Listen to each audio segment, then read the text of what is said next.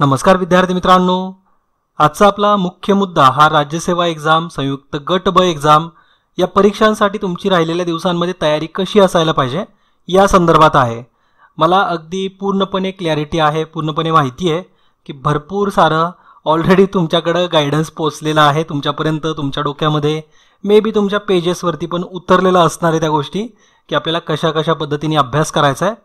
तुमचा प्लॅन जर तुम्हाला प्रॉपर वाटत असेल तर नक्कीच तुम्ही त्याच्याशीच स्टिक राहा।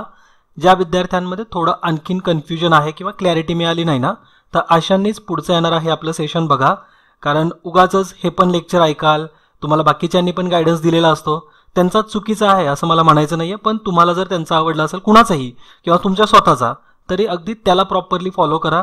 यामध्ये अगदी महत्त्वाचा मुद्दा तोच आहे की तुमची कन्सिस्टन्सी किती आहे। तर म्हणून जर तुमच्या मनामध्ये क्लॅरिटी असेल तर पुढे बघण्यामध्ये पॉईंट नाही आहे, फक्त उगा ऐकायचं म्हणून असं अजिबात ऐकू नका। माझ्याकडे 5 महत्त्वाचे मुद्दे ज्यावरती मी डिस्कशन करणार आहे आणि या 5 मुद्द्यांमधूनच तुम्हाला एक चांगली आयडिया येऊन जाईल की तुमचा पुढचा प्रवास, एक्झामपर्यंतचा प्रवास कशा पद्धतीने असायला पाहिजे। तर आमचा एक असाच हेतू आहे की या 5 पॉईंट्सच्या माध्यमातून तुम्हाला एक प्रोडक्टिव्ह इन्फॉर्मेशन मिळावी आणि हे पॉईंट वाचल्यानंतर एक ब्रॉड पर्स्पेक्टिव्हनी तुम्हाला समजावं की आपला अभ्यास आता कशा पद्धतीने करायचा आहे, तुमचा हा वेळ अगदी प्रोडक्टिव्ह ठरावा, याच पद्धतीने हे सेशन डिझाईन केलं आहे। नक्कीच तुम्ही शेवटपर्यंत बघू शकता। पहिला जो महत्त्वाचा मुद्दा आहे, पहिला जो महत्त्वाचा पॉईंट आहे तो म्हणजे एक गोष्ट स्वतःशी पहिल्यांदा क्लिअर करा की परीक्षा होणार आहे। परीक्षा आपली ही या 13 सप्टेंबरला असणार आहे, पुढची परीक्षा 11 ऑक्टोबरला असणार आहे। तर ह्या डेट आयोगाने सांगितल्यात परीक्षा आपली त्याच दिवशी होणार आहे, तर हे तुम्ही ग्राह्य धरा।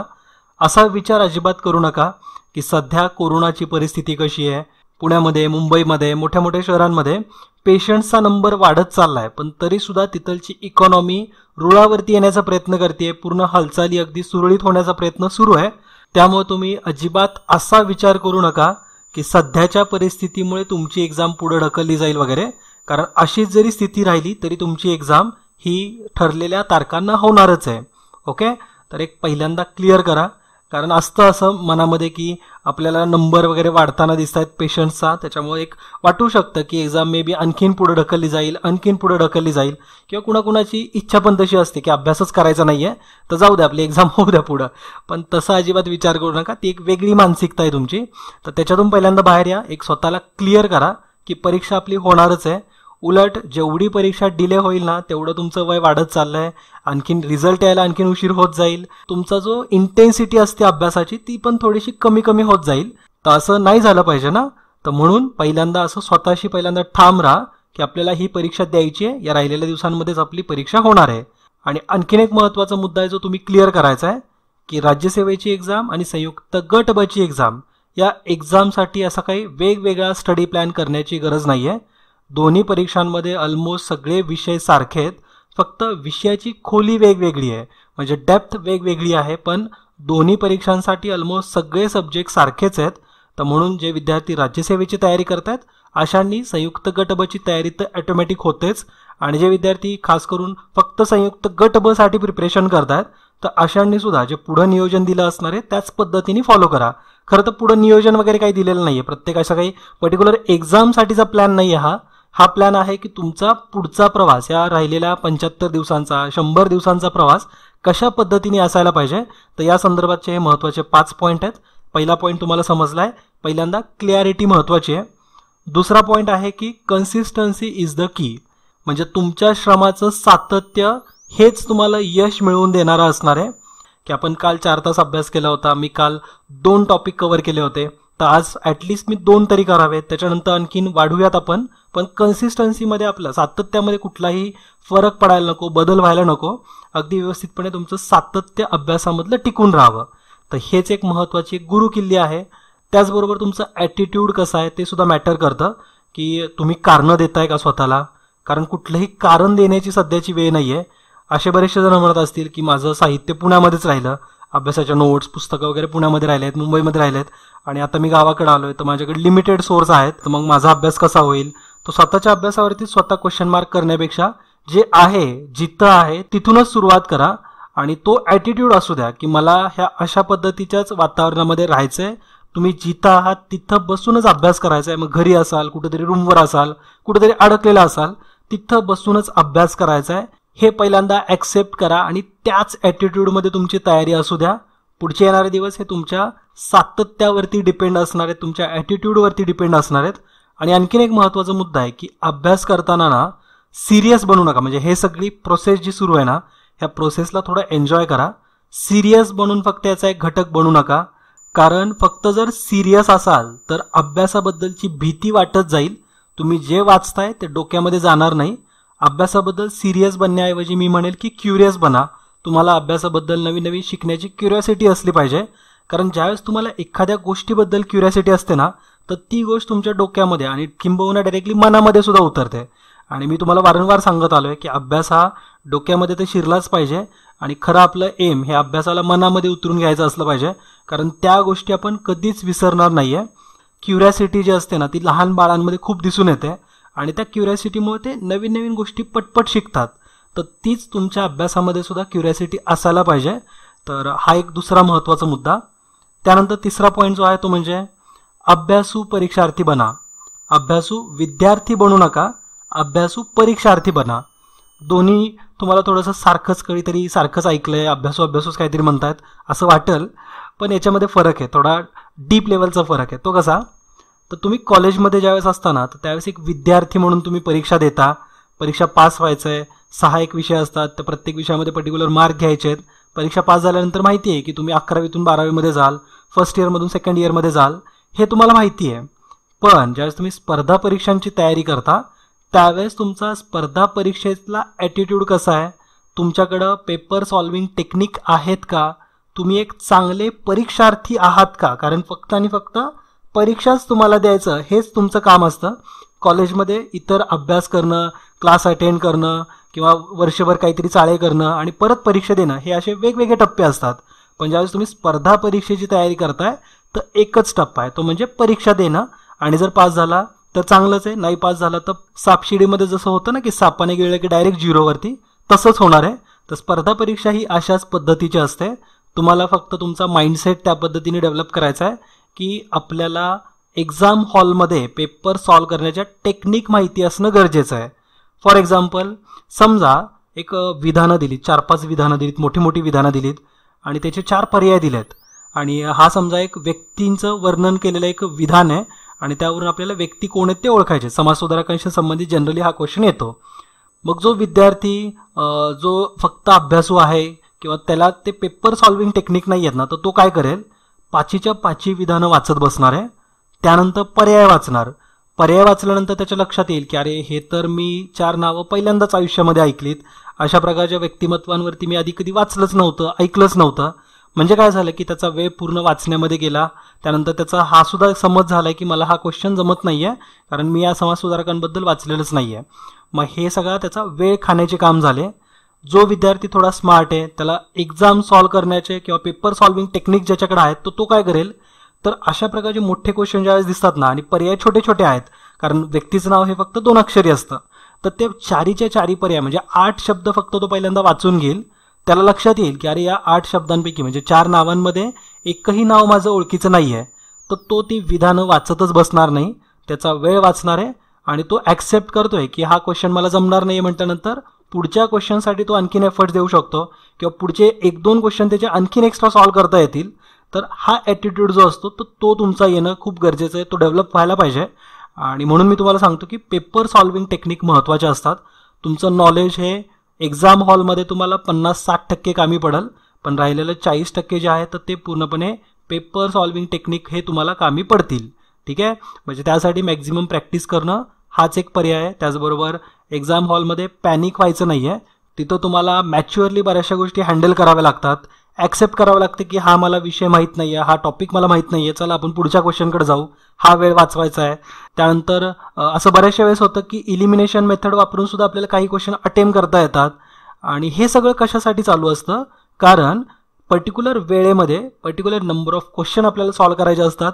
राज्यसेवेचा विचार केला तर पेपर 1 आणि पेपर 2 यासाठी आपल्याला 2 तासाचा वेळ दिलेला असतो आणि संयुक्त गट ब चा विचार केला तर 1 तासामध्ये 100 क्वेश्चन, 60 मिनिटात 100 क्वेश्चन आणि इकडे 2 तासांमध्ये 100 क्वेश्चन आणि सीसॅटला म्हणजे पेपर 2ला 2 तासामध्ये आपल्याला 80 क्वेश्चन. तर असे इक्वेशन्स आहेत.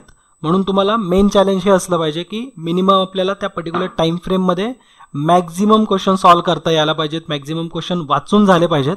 कारण ज्याचे मॅक्झिमम क्वेश्चन वाचून होतात, ॲनालिसिस होतं त्याचं, त्याला सॉल्व्ह करता येतात, अशाच विद्यार्थ्यांना चांगले मार्क पडतील आणि तेच पुढे जाणार आहेत. स्पर्धा परीक्षा म्हणजे याच्या नावामध्येच आहे की ही एक मोठी रेसच आहे फक्त, आणि ज्याच्यामध्ये ही आपली राज्यसेवेची पूर्वपरीक्षा म्हटलं तर एक मोठी चाळण सुद्धा लावली आहे. कारण लाखो विद्यार्थ्यांमधून काही हजारांमध्ये तो नंबर घेऊन यायचा आहे.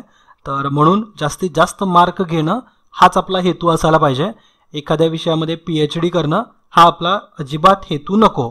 चौथा महत्त्वाचा पॉईंट जो की खूप जास्त महत्त्वाचा आहे, सध्या तुम्हाला काय करायचं आहे तर जे राहिलेले समजा 80 दिवस आहेत राज्यसेवेसाठी, पहिले 4-5 दिवस तरी थोडं ॲनालिसिसला द्या, थोडंसं स्लो डाऊन व्हा. असं नका करू की आत्ता लगे हा व्हिडिओ बघितला, एक्साईट झाला आणि लगेच 8 तास अभ्यास केला, दुसऱ्या दिवशी कमी कमी कमी कमी असं करत अभ्यास बंद होऊन जाईल. तर असं करू नका. थोडंसं मॅच्युअरली या गोष्टींकडे बघा, व्यवस्थितपणे ॲनालिसिस करून घ्या. एक महत्त्वाचं ॲनालिसिस करायचं आहे ते म्हणजे आज तुम्ही लगेचच पेपरवरती तुमचे कोणते विषय तुम्हाला स्ट्रॉंग वाटतात आणि कोणते विषय तुम्हाला वीक वाटतात, तर याची एक यादी बनवायची आहे. मी खरं तर विषय नाही म्हणायला पाहिजे, टॉपिक्स म्हणायला पाहिजे. कारण प्रत्येक विषयामधलं तुम्हाला काही ना काही माहीत असतं, काही ना काही गोष्टी स्ट्रॉंग असतात, काही ना काही गोष्टी वीक असतात. तर तसं नको, आपण डायरेक्टली टॉपिक वाईज जाऊ. म्हणजे यातून तुम्हाला सिलेबससुद्धा आपल्याला काय दिला आहे हे पण समजेल.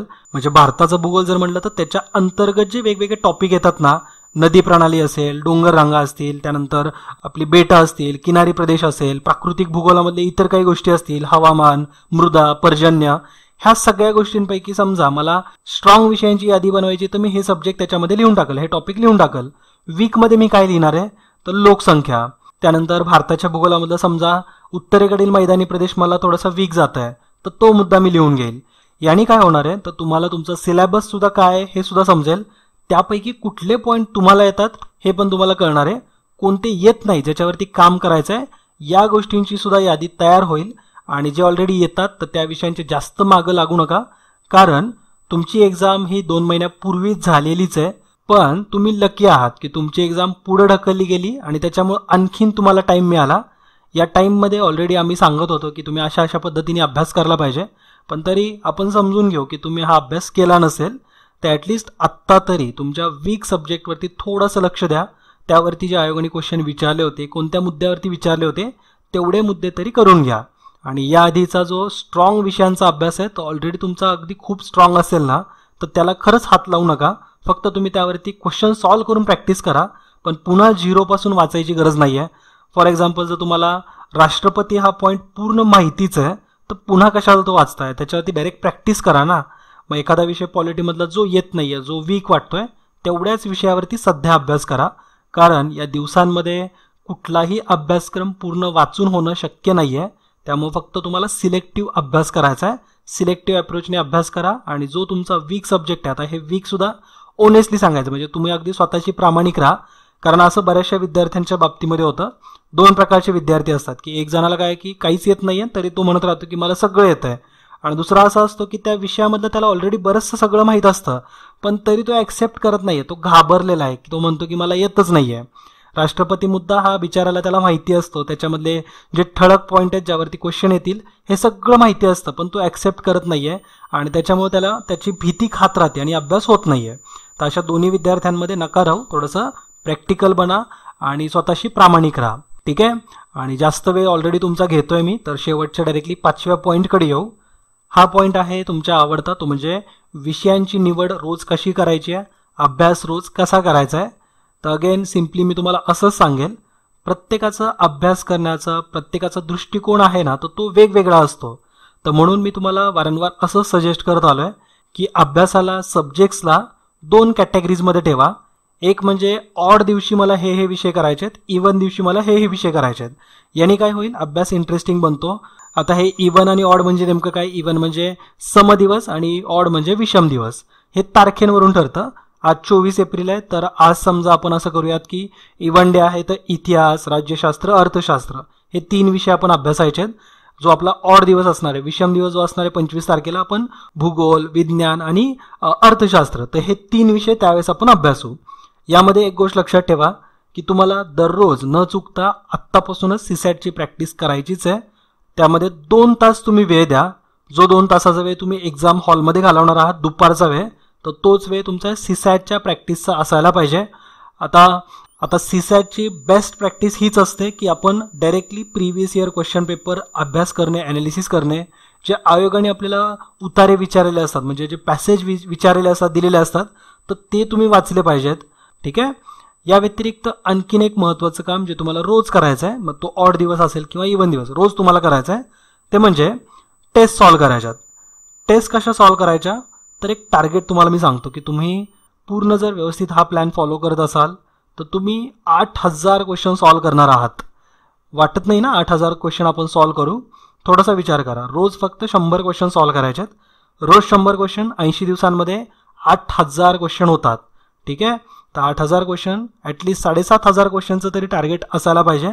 त्यासाठी दररोजच्या दररोज 100 क्वेश्चन न चुकता सॉल्व करायचे आहेत. मग आता या 100 क्वेश्चन कुठून मिळवायचे, तर तुमच्याकडे बरंचसं काही अभ्यासाचं साहित्य अवेलेबल असेल त्यातून तुम्ही करू शकता, किंवा या व्यतिरिक्त मग विजन स्टडीचं ॲपमध्ये जा. तिथं तुम्हाला भरपूर साऱ्या मोफत टेस्ट अवेलेबल आहेत. प्रत्येक टेस्टमध्ये ऑलमोस्ट 30 ते 40 क्वेश्चन आहेत आणि अशा भरपूर साऱ्या टेस्ट अगदी फ्रीमध्ये तिथे अवेलेबल आहेत. त्या तुम्ही सॉल्व करा. या व्यतिरिक्त आणखीन जास्त क्वालिटी क्वेश्चन सॉल्व करायचे असतील तर आमचे पेड टेस्ट सिरीजसुद्धा आहेत, त्याच्यामध्ये ॲडमिशन घेऊ शकता. आणि ॲडमिशन फी पण काही अशी खूप जास्त नाही आहे. तुम्हाला अफोर्ड होत असेल तर तुम्ही त्या टेस्ट सिरीजमध्ये सुद्धा ॲडमिशन घेऊ शकता. त्याच्यामध्ये जे क्वेश्चन्स बनवलेत ना, तर ते आयोगाचे क्वेश्चन पेपर फॉलो करून बनवलेले आहेत. म्हणजे तुम्हाला डायरेक्टली आयोगाच्या लेवलचे क्वेश्चनसुद्धा सॉल्व करायला मिळतील. ठीक आहे. आणि आता या संदर्भात सगळी जी माहिती आहे ना, तर ती विजन स्टडी ॲपमध्ये अवेलेबल आहे. डायरेक्टली विजन स्टडी ॲप हे गुगल प्ले स्टोरवरून डाउनलोड करा. त्या ॲपमधून तुम्हाला प्रत्येक कोर्सबद्दलची इन्फॉर्मेशन मिळेल. ठीक आहे. आणि आणखीन एक महत्त्वाचा मुद्दा आहे, तो म्हणजे हा अभ्यास करत असताना तुम्हाला एक प्रॉपर गाईड तुमच्यासोबत ठेवणं गरजेचं आहे. आता गाईड म्हणजे नेमकं काय, तर 10वीपर्यंत तुम्ही ज्या एक्झाम्स दिल्या, शाळेय एक्झाम ज्या दिल्या, तर त्यावेळेस प्रत्येक वर्षी तुमच्याकडे एक गाईड असायचं, 9वीचं असायचं. त्यामध्ये त्या गाईडमध्ये सगळा पूर्ण सिलेबस असायचा, म्हणजे सगळेच विषय त्याच्यामध्ये इन्क्लूड असायचे. तर तसंच जे आपल्या MPSC एक्झामसाठी, संयुक्त गट ब एक्झामसाठी वेगवेगळे मार्केटमध्ये जे गाईड अवेलेबल होतात ना, ठोकळे वगैरे असतात ना, तर ते तुम्ही दररोज 1 ते 2 तास वाचायचेच आहेत. आता यातून फायदा नेमका काय होईल, तर समजा आता आजच्याच दिवसाचं आपण उदाहरण घेऊ. 24 तारीख इव्हन डे आहे. इतिहास, राज्यशास्त्र आणि लेट्स विज्ञान, तर हे 3 विषय मी निवडले होते. तर हे 3 विषय तर मी वाचतोय, अभ्यासतोय. पर्टिक्युलर प्रत्येक विषयासाठी 2-2 तासांचा वेळ दिला होता. 6 तास मी हा अभ्यास केलेला आहे. त्यानंतर मी सीसॅटचा सुद्धा अभ्यास केला दुपारच्या वेळेमध्ये. आणि मी समजा आता गाईड पण घेतले वाचायला. गाईड म्हणजे आपला जो ठोकळा आहे तो पण घेतला. तर तो तुम्ही सलग 2 तास अभ्यासाल आणि हा ठोकळा तुमचा या राहिलेल्या दिवसांमध्ये पूर्ण सुद्धा होईल. रोज फक्त 2-2 तास वाचून सुद्धा. ठोकळ्यामधून किंवा गाईडमधून काय होतं ना, की तुमच्याकडे फॅक्ट्ससुद्धा स्टोअर व्हायला सुरुवात होते. आपण ज्यावेळेस एखाद्या पर्टिक्युलर ग्रंथाचा वापर करतो, तर समजा तुम्ही इतिहासासाठी कुठला ग्रंथ फॉलो करत असाल, तर त्यामध्ये काय होतं की तुम्हाला अगदी स्टोरी टेलिंग पद्धतीमध्ये गोष्टी सांगितलेल्या असतात. आणि हे जे गाईड असतात तर त्याच्यामध्ये एक्झाममध्ये डायरेक्टली काय विचारलं जाऊ शकतं, कुठली लाईन महत्त्वाची आहे, काय फॅक्ट महत्त्वाची आहे, तर ते सांगितलेले असतात. तर म्हणून गाईड पण सोबत वाचणं आणि त्याचबरोबर तुमचे जे काही विषय ठरलेले आहेत तर ते सुद्धा अभ्यासणं खूप गरजेचं आहे. यामध्ये एक घातक परिणामसुद्धा होतो, तो म्हणजे गाईड जे आहे, ठोकळा जे आहे, तर ते जास्त इंटरेस्टिंग वाटू लागतो आणि त्याच्यामध्येच आपण दिवसातले 4-5 तास देऊ लागतो. तर ते खूप घातक आहे. ठोकळ्यामधून किंवा गाईडमधून तुम्हाला फॅक्ट्स माहिती असणं गरजेचं आहे. मात्र जे संदर्भ ग्रंथपुस्तकं असतात तर त्याच्यातून कन्सेप्ट क्लॅरिटी मिळते. ठीक आहे. तर अगदी व्यवस्थित बॅलन्स असणं गरजेचं आहे. तर म्हणून फक्त 2 ते 2.5 तासांसाठी मॅक्झिमम वेळेसाठी तुम्ही हे गाईड वापरा. आणि त्या व्यतिरिक्त जे तुमचे इतर दिवसातले 3 विषय ठरलेले आहेत, सीसॅट आहे, त्याचबरोबर टेस्ट आहे, तर यासाठी असा एक अराउंड 10 तासांचं तुमचं आरामात प्रिपरेशन बनत राहील. यामध्ये तुम्ही 2 ते 3 तासांचे दररोजचे व्हिडिओ लेक्चर्स पण अभ्यासायचे आहेत, हे सुद्धा डोक्यामध्ये असू द्या. आणि 7 ते 8 तास स्वतःचा स्वअभ्यासासाठी असेल. ठीक आहे. तर एक मुद्दा मी फक्त मिस केला, तो पॉईंट नंबर 4 मध्ये होता की तुम्हाला सांगितलं होतं स्ट्रॉंग आणि वीक सब्जेक्टची लिस्ट बनवायची. वीक जे सब्जेक्ट असतात ना, जसं की फॉर एक्झाम्पल इकॉनॉमिक्स, तर इकॉनॉमिक्सचा अभ्यास करताना वगैरे तुम्ही शालेय पुस्तकांचा अभ्यास करा. कारण शालेय पुस्तकांमध्ये जी भाषा असते तर ती लहान मुलांना सुद्धा समजावी. तुमच्या लेवलच्या मॅच्युरिटीपेक्षा सुद्धा कमी लेवलच्या मॅच्युरिटीवाल्यांना ती समजावी, तर अशी ती भाषा असते. आणि म्हणून जर समजा एखादा काही वीक सब्जेक्ट असेल, डिफिकल्ट टॉपिक असेल, तर तो तुम्हाला शालेय पुस्तकांमधून चांगल्या पद्धतीने वाचता येतो. ठीक आहे. आणि कन्सेप्ट बऱ्यापैकी तिथून सुद्धा क्लिअर होतात. आणि ज्यावेळेस आपण एखादा डायरेक्ट मोठं ग्रंथ वाचायला घेतो तर ते बघूनच भीती बसलेली असते आणि त्या पुस्तकाचीच भाषा थोडी किचकट वाटायला लागते. तर म्हणून जे तुमचे वीक सब्जेक्ट आहेत तर त्यासाठी स्टेट बोर्डकडे वळा. स्टेट बोर्ड वाचून झाल्यानंतर लगेचच तुम्ही मोठे मोठे असे ग्रंथसुद्धा वाचू शकता. तर आय थिंक मी बरेचशा डिटेलमध्ये हे 5 पॉईंट मेन्शन केलेले आहेत. आणि मी आधीसुद्धा सांगितलं आहे की भरपूर साऱ्या एक्झाम पास होण्याचा एक्सपिरियन्स आहे मला. म्हणजे मी पेपर सॉल्विंगमध्ये स्ट्रॉंग आहे. मे बी एखाद्या सब्जेक्टमध्ये माझं नॉलेज तुमच्यापेक्षा कमी असणारच आहे, पण पेपर सॉल्विंग टेक्निक असतील किंवा एक्झामसाठीचा माझा अप्रोच हा तुमच्यापेक्षा खूप वेगळा आहे. तर म्हणून माझी एक अशी अपेक्षा आहे की या प्रॅक्टिकल मेथडमध्ये जा आणि जर तुम्हाला सूट होत असेल तर हे फॉलो करा. एक 10 दिवस फॉलो करून बघा, तुम्हाला एक चांगला अनुभव येईल. त्यानंतर तुम्ही यालाच तुमच्या एक्झामपर्यंत आरामात कंटिन्यू करून छान पद्धतीने मार्क मिळवू शकाल. तर याच काही महत्त्वाच्या टिप्ससोबत आपण आजच्या या सेशनमध्ये इथंच थांबू. जाता जाता मी तुम्हाला अगेन आठवण करून देतो, विजन स्टडीच्या ॲपच्या माध्यमातून भरपूर सारा मोफत अभ्यास तुमचा होत राहील. त्यामुळे हे ॲप नक्की डाउनलोड करा. ॲप चांगलं वाटलं, त्याच्यातलं कंटेंट जर आवडला तर आम्हाला 5 स्टार रेटिंगसुद्धा द्या, त्यातून आम्हाला सपोर्टसुद्धा मिळेल. आणि या व्यतिरिक्त जर तुम्हाला 2500 किंवा 3000 रुपये हे जर फी अफोर्ड होत असेल तर त्यानुसार राज्यसेवा 2020च्या 3rd बॅचमध्ये ॲडमिशन घेऊ शकता. आणि संयुक्त गट ब बॅचसाठी सुद्धा ॲडमिशन ओपन आहेत. तर आपण इथंच थांबू, भेटूत नेक्स्ट लेक्चरमध्ये. तोपर्यंत नेहमीप्रमाणे हसत खेळत अभ्यास करा, हेल्दी फूड खा आणि आईवडिलांची काळजी घ्या. जय हिंद, जय महाराष्ट्र. धन्यवाद.